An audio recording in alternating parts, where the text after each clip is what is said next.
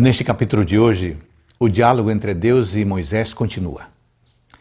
Apesar do argumento poderoso de Deus para encorajar seu servo antes da grande tarefa para a qual ele o comissionou, Moisés ainda está relutante, está preocupado.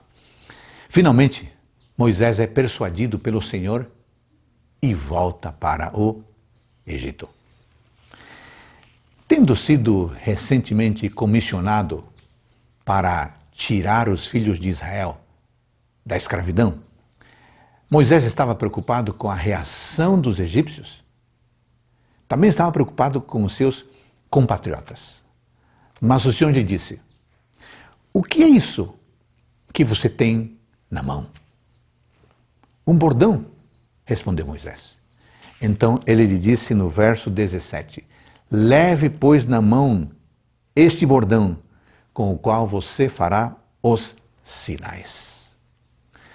A maioria de nós está familiarizada com os grandes milagres associados a esse bordão quando Moisés obedeceu ao Senhor. Ele era insignificante em si mesmo, mas esse bordão se tornou um instrumento poderoso quando foi entregue ao Senhor. E Moisés se tornou um instrumento poderoso quando se entregou ao Senhor. Enquanto ao bordão, parecia que era apenas uma vara. Mas aquele instrumento pastoril com o qual trabalhava arduamente mostrava os 40 anos que ele havia passado no deserto em seu exílio do Egito, trabalhando como pastor de ovelhas. Aquele bordão representava aquela escola na qual Deus o havia introduzido 4 décadas atrás. Seu caráter havia sido forjado à luz daquele deserto esquecido. Ele havia aprendido mansidão, temperança, autocontrole e outras virtudes muito necessárias à liderança.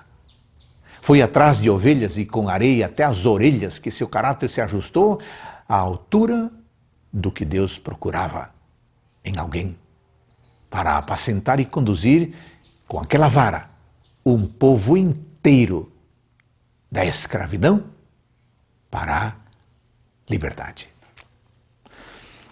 A caminho do Egito, Moisés teve um estranho encontro com o Senhor. A história diz que Deus queria matar Moisés.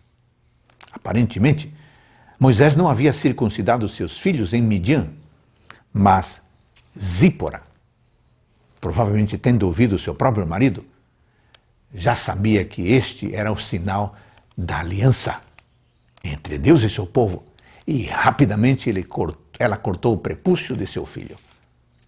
Sua ação determinada salvou a sua vida.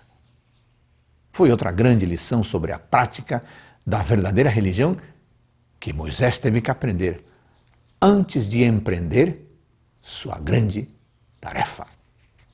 Como ele poderia ir ao encontro do povo com um chamado à fidelidade, à fé do Deus de Abraão, sem praticá-la ele mesmo?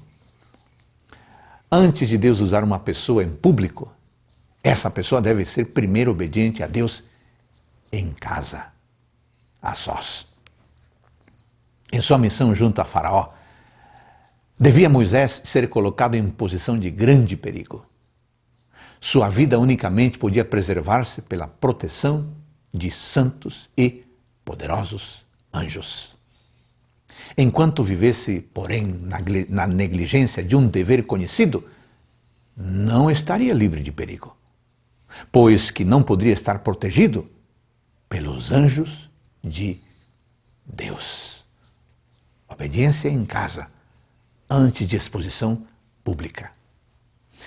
Deus nos concede habilidades e ferramentas para o cumprimento da missão, mas, acima de tudo, o Senhor espera total obediência aos seus mandamentos, pois a obediência é a evidência de um compromisso total com o Senhor.